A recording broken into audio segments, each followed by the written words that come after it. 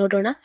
ಸಂಚಿಕೆ ಪ್ರಾರಂಭದಲ್ಲಿ ಮನೆಯವರೆಲ್ಲರೂ ಕೂತಿರ್ತಾರೆ. ಆಗ ರಾಮಾಚಾರಿ ಹೇಳ್ತಾನೆ, ಈ ಸತ್ಯಭಾಮ ಅವ್ರ ವಿಷಯ ಹೇಗೆ ತಿಳ್ಕೋಬೇಕು? ಈ ಪಾಪಿ ವೈಶಾಖಗೆ ಗೊತ್ತಿದ್ರಂತೂ ಹೇಳಲ್ಲ, ಅಂಥದ್ರಲ್ಲಿ ಈ ವಿಷಯನ ಹೇಗೆ ತಿಳ್ಕೊಳ್ಳೋದು ಅಂತ ಹೇಳ್ತಾ ಇರ್ತಾರೆ. ಆಗ ಅಲ್ಲಿಗೆ ಮುರಾರಿ ನಾರಾಯಣಾಚಾರ್ಯ ಅವರ ರೂಮಲ್ಲಿದ್ದ ಒಂದು ಪೆಟ್ಟಿಗೆ ತಗೊಂಡ್ ಬರ್ತಾನೆ. ಆಗ ಕೋದಂಡ, ಏನೋ ಇದು ಮುರಾರಿ ಅಂತಾನೆ. ಆಗ ಮುರಾರಿ, ಇದು ಅಪ್ಪಾಜಿ ರೂಮಲ್ಲಿತ್ತು, ಇದನ್ನು ಅವ್ರ ಬೆಲೆ ಬಾಳೋ ವಸ್ತು ತರ ನೋಡ್ಕೊಳ್ತಿದ್ರಣ್ಣ. ನಾನು ಯಾವತ್ತೂ ಅವ್ರ ಪರ್ಮಿಷನ್ ಇಲ್ಲದೆ ವಸ್ತುಗಳನ್ನು ಮುಟ್ಟಿಲ್ಲ. ಇವತ್ತು ನಮ್ಗೆ ಸಹಾಯ ಆಗ್ಬೇಕು ಅಂತ ಇದನ್ನ ತಕೊಂಡ್ ಬಂದೆ ಅಂತ ಹೇಳ್ತಾನೆ. ಆಗ ಚಾರು ಹೇಳ್ತಾಳೆ, ಹೌದು ಖಂಡಿತ ಮಾವ ಇದನ್ನ ತುಂಬಾ ಜೋಪಾನವಾಗಿ ನೋಡ್ಕೊಳ್ತಿದ್ರು ಅಂದ್ರೆ ಇದ್ರಲ್ಲಿ ಏನೋ ಬೇಕಾಗಿರೋ ವಸ್ತು ಇದ್ದೇ ಇರುತ್ತೆ ಅಂತ ಹೇಳ್ತಾಳೆ. ಆಗ ರಾಮಾಚಾರಿ ಅದನ್ನ ಓಪನ್ ಮಾಡ್ತಾನೆ. ಅದರಲ್ಲಿ ಕೆಲವೊಂದು ದೇವಸ್ಥಾನದ ರಶೀದಿಗಳು ಇರ್ತದೆ, ಅದ್ರ ಜೊತೆಗೆ ಒಂದು ಪೋಸ್ಟ್ ಇರುತ್ತೆ. ಆ ಪೋಸ್ಟ್ ಅಲ್ಲಿ ಸತ್ಯಭಾಮ ಅವರ ಅಡ್ರೆಸ್ ಕೂಡ ಇರುತ್ತೆ. ಆಗ ಕೋದಂಡ ಹೇಳ್ತಾನೆ, ಅಂದ್ರೆ ಸತ್ಯಭಾಮ ಅವರ ಅಡ್ರೆಸ್ ಇದ್ರಲ್ಲಿದೆ ಅಂದ್ರೆ ಆ ಪಾಪಿ ಹೇಳಿದ್ದು ನಿಜಾನಾ? ಆ ಸತ್ಯಭಾಮನ್ ಅಪ್ಪ ಇನ್ನೊಂದ್ ಮದ್ವೆ ಆಗಿದ್ರಾ ಅಂತ ಕೇಳ್ತಾನೆ. ಆಗ ರಾಮಾಚಾರಿ, ಅದೇನು ಗೊತ್ತಿಲ್ಲ ಅಣ್ಣ, ಆದ್ರೆ ಒಂದಂತೂ ಸತ್ಯ, ಆ ಸತ್ಯಭಾಮ ಅಪ್ಪನ ಜೀವನದಲ್ಲಿ ಇದ್ದಾರೆ.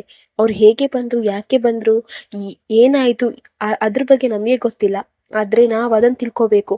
ಇದಲ್ಲಿರೋ ಅಡ್ರೆಸ್ಸಿಗೆ ನಾನ್ ನಾಳೆ ಹೋಗಿ ಬರ್ತೇನೆ ಅಂತ ಹೇಳ್ತಾನೆ. ಆಗ ಚಾರು, ನೀನೊಬ್ನೇ ಹೋಗೋದ್ ಬೇಡ ರಾಮಾಚಾರಿ, ನಾನ್ ಕೂಡ ಬರ್ತೇನೆ, ಒಟ್ಟಿಗೆ ಹೋಗೋಣ ಅಂತ ಹೇಳ್ತಾಳೆ. ಈ ಸಮಸ್ಯೆಗೆ ನಾವು ಪರಿಹಾರ ಹುಡ್ಕೋಣ ಅಂತ ಹೇಳ್ತಾಳೆ. ಇನ್ನು ಈ ಕಡೆ ವೈಶಾಖ ಯಾರೋ ಒಬ್ಬ ಅಪರಿಚಿತ ವ್ಯಕ್ತಿ ಜೊತೆ ಮಾತಾಡ್ತಾ ಇರ್ತಾಳೆ. ಅವಳನ್ನ ಮೀಟ್ ಆಗ್ಲಿಕ್ಕೆ ಹೋಗಿರ್ತಾರೆ. ಇನ್ ಬೆಳಿಗ್ಗೆ ಆಗಿರುತ್ತೆ. ರಾಮಾಚಾರಿ ಮತ್ತೆ ಚಾರು ಸತ್ಯಭಾಮನ ಅಡ್ರೆಸ್ ಹುಡ್ಕೋಕೆ ಹೊರಟಿರ್ತಾರೆ. ಅಷ್ಟ್ರಲ್ಲಿ ಜಾನಕಿ ಬರ್ತಾಳೆ. ನೀವ್ ಎಲ್ಲಿಗೆ ಹೋಗ್ತಿದ್ದೀರಾ ಅಂತ ಕೇಳೋಕ್ ಹೋಗ್ತಾಳೆ. ಆದ್ರೆ ಅಲ್ಲೇ ಸುಮ್ನೆ ಹೋಗ್ತಾಳೆ. ಆಗ ಚಾರು ಹೇಳ್ತಾಳೆ, ಯಾಕತ್ತೆ ಅಮ್ಮ, ಏನಕ್ಕೇನು ಮಾತಾಡ್ತಿಲ್ಲ ನೀವು ಅಂತ ಹೇಳ್ತಾಳೆ. ಆಗ ಜಾನಕಿ ಹೇಳ್ತಾಳೆ, ನನ್ನ ಆಶೀರ್ವಾದ ನಿಮ್ಗೆ ಯಾವಾಗ್ಲೂ ಇರುತ್ತೆ, ನೀವು ಹೋದ ಕೆಲಸ ಆಗ್ಲಿ ಅಂತ ಹೇಳ್ತಾಳೆ. ಆಗ ಚಾರು, ಯಾಕತ್ತೆಮ್ಮ ನಿಮ್ ಬಾಯಿಂದ ಮಾತೇ ಬರ್ತಿಲ್ಲ, ಏನಾಯ್ತು, ಏನಾದ್ರೂ ನಾವ್ ಎಲ್ಲಿಗೆ ಹೋಗ್ತಿದ್ದೇವೆ ಅಂತ ನೀವು ನಮ್ಮನ್ನ ಕೇಳಲ್ವಾ ಅಂತ ಹೇಳ್ತಾಳೆ. ಆಗ ಜಾನಕಿ ಹೇಳ್ತಾಳೆ, ಹೇಗಮ್ಮ ನನ್ ಬಾಯಲ್ಲಿ ಮಾತು ಬರುತ್ತೆ? ಒಂದ್ ಕಡೆ ದಾರಿ, ಒಂದ್ ಕಡೆ ಬೆಂಕಿ ಇದ್ದಾಗ ಮಾತು ಬರ್ಬೋದೇನು, ಆದ್ರೆ ಎರಡೂ ಕಡೆ ಬೆಂಕಿ ಇದ್ದಾಗ ಎಲ್ಲಿ ಹೋಗ್ಬೇಕು, ಏನ್ ಮಾಡ್ಬೇಕು ಅಂತಾನೆ ಗೊತ್ತಾಗಲ್ಲ.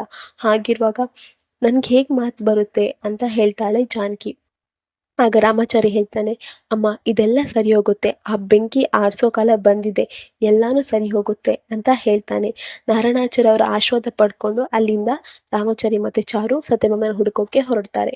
ಇನ್ನು ಈ ಕಡೆ ಕೃಷ್ಣ ಒಬ್ನೇ ಯೋಚನೆ ಮಾಡ್ತಾ ಇರ್ತಾನೆ. ಆಗ ಅಲ್ಲಿಗೆ ಮುರಾರಿ ಬಂದ್ ಕೇಳ್ತಾನೆ, ಯಾಕೋ ಕೃಷ್ಣ ಹೀಗಿದ್ಯಾ, ಹೆದರ್ಬೇಡ, ರಾಮಾಚಾರಿ ಮತ್ತೆ ಅದ್ಗೆ ಹೋಗಿದ್ದಾರೆ ತಾನೆ, ಎಲ್ಲ ಸರಿ ಹೋಗುತ್ತೆ ಅಂತಾನೆ. ಆಗ ಕೃಷ್ಣ, ಅದು ಗೊತ್ತು ಮುರಾರಿ, ಆದ್ರೆ ನಮ್ಮನೇಲಿ ಒಂದ್ ಪಾಪಿ ಇದ್ದಾಳಲ್ಲ, ಅವಳು ನಮ್ಮ ಇಡೀ ಮನೇನ ಸಾಯಿಸೋಕ್ ನೋಡ್ದವಳು. ಅವಳು ಮಾತ್ರ ನೆಮ್ಮದಿಯಾಗಿ ತಿರ್ಗಾಡ್ತಾ ಇದ್ದಾಳೆ, ಅವಳಿಗೆ ಏನಾದ್ರೂ ಮಾಡ್ಬೇಕಲ್ವಾ ಅಂತ ಹೇಳ್ತಾನೆ. ಅಷ್ಟೇ ಅಲ್ಲ, ನಾನ್ ಮುಂಚೆ ರೌಡಿ ಆಗಿದ್ದೆ, ತುಂಬಾ ಕೆಟ್ಟ ಕೆಲಸ ಮಾಡಿದ್ದೇನೆ, ಅದ್ರಲ್ಲಿ ಒಂದು ಮುಗ್ಧ ಹೆಣ್ಮಗಳಿಗೆ ಅನ್ಯಾಯ ಮಾಡಿದ್ದೇನೆ, ಅದೇ ಇವತ್ ನಾನು ಕಾಡ್ತಾ ಇರೋದು ಅಂತ ಹೇಳ್ತಾನೆ ಕೃಷ್ಣ. ಅದಕ್ಕೆ ಮುರಾರಿ, ಏನ್ ಹೇಳ್ತಿದ್ಯಾ, ನಿನ್ನಿಂದ ಒಂದ್ ಹುಡುಗಿಗೆ ಅನ್ಯಾಯ ಆಗಿದ್ಯಾ, ಏನಾಯ್ತು, ಏನು ಹೇಳು ಕೃಷ್ಣ ಅಂತ ಹೇಳ್ತಾನೆ. ಆಗ ಕೃಷ್ಣ ಫ್ಲಾಶ್ ಬ್ಯಾಕ್ ಸ್ಟೋರಿ ನೆನಪು ಮಾಡ್ಕೊಳ್ತಾ ಇರ್ತಾನೆ. ಅದ್ರಲ್ಲಿ ಅವನೊಂದು ಹುಡುಗಿನ ಮಂಟಪದಿಂದ ಎತ್ತಾಕೊಂಡ್ ಬಂದಿರುತ್ತಾನೆ. ಅವನಿಗೆ ವೀರೇಶ್ ಅನ್ನೋ ಕಲ್ಯಾಣ ಮಂಟಪದಿಂದ ಒಂದು ಹುಡುಗಿನ ಕಿಡ್ನಾಪ್ ಮಾಡೋ ಡೀಲ್ ಸಿಕ್ಕಿರುತ್ತೆ. ಆದ್ರೆ ಅವನು ಮಿಸ್ ಆಗಿ ವೀರಭದ್ರ ಅನ್ನೋ ಕಲ್ಯಾಣ ಮಂಟಪದಿಂದ ಇನ್ನೊಂದು ಹುಡುಗಿನ ಕಿಡ್ನಾಪ್ ಮಾಡ್ಕೊಂಡು ಬಂದಿರ್ತಾನೆ. ಆ ವಿಷಯ ಗೊತ್ತಾದ್ಮೇಲೆ ಆ ಹುಡುಗಿ ಕೂಗ್ತಾ ಇರ್ತಾಳೆ. ಆಗ ಕೃಷ್ಣ ಹೇಳ್ತಾನೆ, ನೋಡು, ನಾನ್ ಬೇರೆ ಯಾವ್ದೋ ಹುಡುಗಿನ ಕಿಡ್ನಾಪ್ ಮಾಡೋ ಡೀಲ್ ಒಪ್ಕೊಂಡಿದ್ದೆ, ಅದ್ರ ಬದ್ಲಿಗೆ ನಿನ್ನನ್ನು ಕಿಡ್ನಾಪ್ ಮಾಡ್ಕೊಂಡು ಬಂದೆ ಅಂತ ಹೇಳ್ತಾನೆ. ಆಗ ಆ ಹುಡುಗಿ, ದೊಡ್ಡ ಪಾಪಿ ನೀನು, ನಿನ್ನಿಂದ ನನ್ನ ಜೀವನ ಹಾಳಾಯ್ತು, ನನ್ನ ಮದ್ವೆ ನಿಂತು ಅಂತ ಹೇಳ್ತಾಳೆ. ಆಗ ಕೃಷ್ಣ, ಬಾಯ್ ಮುಚ್ಚು, ಸಾರಿ ಕೇಳಿದ್ನಲ್ಲ, ನಾನೀಗ ನಿನ್ನ ಮದ್ವೆ ಆಗ್ಬೇಕಾ ಅಂತ ಹೇಳ್ತಾನೆ ಕೃಷ್ಣ. ಅದಕ್ಕೆ ಆ ಹುಡುಗಿ, ನಿನ್ನಂತ ಪಾಪಿನ ಯಾರು ಮದ್ವೆ ಆಗ್ತಾನೆ, ನಿನ್ನಂತವ್ನ ಯಾರು ಮದ್ವೆ ಆಗಲ್ಲ, ದೊಡ್ಡ ಪಾಪಿ ನೀನು ಅಂತ ಹೇಳ್ತಾಳೆ ಆ ಹುಡುಗಿ ರುಕ್ಕು. ಆಗ ಕೃಷ್ಣ, ಬಾಯಿಗೆ ಬಿಡ್ತೆ ನೋಡು, 4,000 ತಕೊಂಡು ಕ್ಯಾಬ್ ಮಾಡ್ಕೊಂಡು ಎಲ್ಲಾದ್ರೂ ಹೋಗು, ನನ್ ಹಿಂದೆ ಒಂದ್ ಬರ್ಬೇಡ ಅಂತ ಹೇಳಿದ್ದು ನೆನಪಾಗ್ತದೆ ಕೃಷ್ಣನಿಗೆ. ಇನ್ನು ಕೃಷ್ಣ ಮದ್ವೆ ಮನೆಯನ್ನ ಕಿಡ್ನಾಪ್ ಮಾಡಿದ ಹುಡುಗಿ ರುಕ್ಕು ಮತ್ತೆ ಅವಳ ಫ್ರೆಂಡ್ ಮಾತಾಡ್ತಾ ಇರ್ತಾರೆ. ಅವಸಾನದಲ್ಲಿ ಕೃಷ್ಣ ನನಗೆ ಮೊದ್ಲು ಸಿಕ್ಕಿದ್ದು, ಅವನು ನನ್ನ ಮದ್ವೆ ಮನೆಯನ್ನ ಕಿಡ್ನಾಪ್ ಮಾಡ್ಕೊಂಡು ಬಂದಿದ್ದು ಇಲ್ಲೇ ಅಂತ ಹೇಳ್ತಾಳೆ ರುಕ್ಕು. ಆಗ ಅವಳ ಫ್ರೆಂಡ್, ಹೌದು, ಆದ್ರೆ ಅವನು ಇಷ್ಟು ದಿನ ಆದ್ರೂ ನಿನ್ನ ನೋಡ್ಲಿಕ್ಕೆ ಬರ್ಲೇ ಇಲ್ಲ ಅಲ್ವಾ ರುಕ್ಕು ಅಂತ ಹೇಳ್ತಾಳೆ ಅವಳ ಫ್ರೆಂಡ್.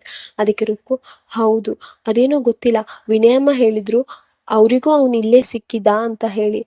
ಆದ್ರೆ ಯಾಕಿನ್ನು ಬರ್ಲಿಲ್ಲ ಏನಂತ ನಂಗೆ ಗೊತ್ತಿಲ್ಲ. ಆದ್ರೆ ನಾನು ಅವನಿಗೋಸ್ಕರ ಕಾಯ್ತಾ ಇದ್ದೇನೆ. ಅವ್ನು ನನ್ನ ನೋಡಕ್ ಬಂದೇ ಬರ್ತಾನೆ ಅಂತ ರುಕ್ಕು ಹೇಳ್ತಾಳೆ. ಅಷ್ಟರಲ್ಲಿ ರಾಮಾಚಾರಿ ಸತ್ಯಭಾಮನ ಅಡ್ರೆಸ್ ಹುಡ್ಕೊಂಡು ಅಲ್ಲಿಗೆ ಬರ್ತಾ ಇರ್ತಾನೆ. ಅವ್ನು ಜನರ ಹತ್ರ ಕೇಳ್ತಾ ಇರ್ತಾನೆ.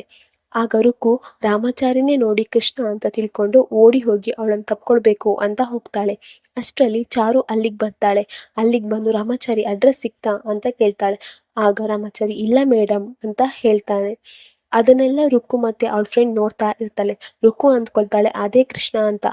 ಆಗ ಫ್ರೆಂಡ್ ಹೇಳ್ತಾಳೆ, ಅಲ್ಲ ರುಕ್ಕು, ಕೃಷ್ಣನ್ ಪಕ್ಕದಲ್ಲಿರೋ ಹುಡುಗಿ ಯಾರು ಅಂತ ಹೇಳ್ತಾಳೆ.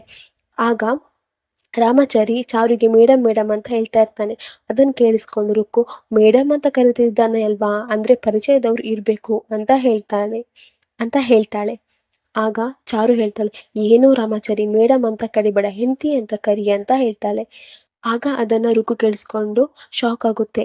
ರುಕ್ಕು ಚಾರು ಕತ್ತಲಿದ್ದ ತಾಳಿ ಮತ್ತೆ ಕಾಲುಂಗುರ ನೋಡಿ ಇನ್ನೂ ಶಾಕ್ ಆಗುತ್ತೆ. ರುಕ್ಕು ಅದನ್ನೆಲ್ಲ ನೋಡಿ ಅವಳು ಅಳ್ತಾ ಇರ್ತಾಳೆ. ಇನ್ನು ಈ ಕಡೆ ಸಾಕ್ಷಿ ಮತ್ತೆ ಅವಳ ಫ್ರೆಂಡ್ ಮಾತಾಡ್ತಾ ಅಪ್ಪನ ಬಗ್ಗೆ ಇನ್ನೂ ನಿಮ್ಮಮ್ಮ ಹೇಳಿಲ್ವಾ? ಅಲ್ಲ ಸಾಕ್ಷಿ, ಮದುವೆ ಆಗ್ಬೇಕಂದ್ರೆ ಅಪ್ಪನ ಬಗ್ಗೆ ತಿಳಿಲೇಬೇಕಲ್ವಾ? ಅಪ್ಪ ಅಮ್ಮ ಬಂದು ದಾರಿ ಎರೆದು ಕೊಡಲೇಬೇಕಲ್ವಾ? ಹಾಗಿರುವಾಗ ನಿಮ್ಮಮ್ಮ ಯಾಕಿನ್ನೂ ಹೇಳ್ತಾ ಇಲ್ಲ? ನಿಮ್ಮ ಅಪ್ಪ ಏನಾದರೂ ಮೋಸ ಮಾಡಿ ಹೋಗಿದ್ದಾರಾ ಸಾಕ್ಷಿ ಅಂತ ಹೇಳ್ತಾಳೆ ಸಾಕ್ಷಿ ಫ್ರೆಂಡ್. ಆಗ ಸಾಕ್ಷಿ, ಇಲ್ಲ, ನಮ್ಮಪ್ಪ ತುಂಬ ಒಳ್ಳೆಯವರು. ನಾನು ಅವ್ರ ಬಗ್ಗೆ ನಿನ್ನೆ ಕೆಟ್ಟದಾಗಿ ಮಾತಾಡಿದೆ ಅಂತ ಹೇಳಿ ನನಗೆ ಹೊಡೆದ್ರು ಅಮ್ಮ. ಅಂಥದ್ರಲ್ಲಿ ಅವ್ರು ಮೋಸ ಮಾಡ್ಲಿಕ್ಕೆ ಸಾಧ್ಯನೇ ಇಲ್ಲ. ಅಪ್ಪನ ಬಗ್ಗೆ ಅಮ್ಮ ಏನೂ ಹೇಳ್ತಾ ಇಲ್ಲ. ಈ ಸಮಸ್ಯೆಗೆ ಯಾವಾಗ ಪರಿಹಾರ ಸಿಗುತ್ತೋ ನಂಗಂತೂ ಗೊತ್ತಿಲ್ಲ ಅಂತ ಸಾಕ್ಷಿ ಹೇಳ್ತಾಳೆ. ಅಷ್ಟರಲ್ಲಿ ಅಲ್ಲಿಗೆ ಭೂಪತಿ ಬರ್ತಾನೆ. ಇಲ್ಲಿಗೆ ಈ ಧಾರಾವಾಹಿ ಸಂಚಿಕೆ ಮುಗಿಯುತ್ತೆ. ದಯಮಾಡಿ ನಮ್ಮ ಚಾನಲ್ನ ಸಬ್ಸ್ಕ್ರೈಬ್ ಮಾಡ್ಕೊಳ್ಳಿ.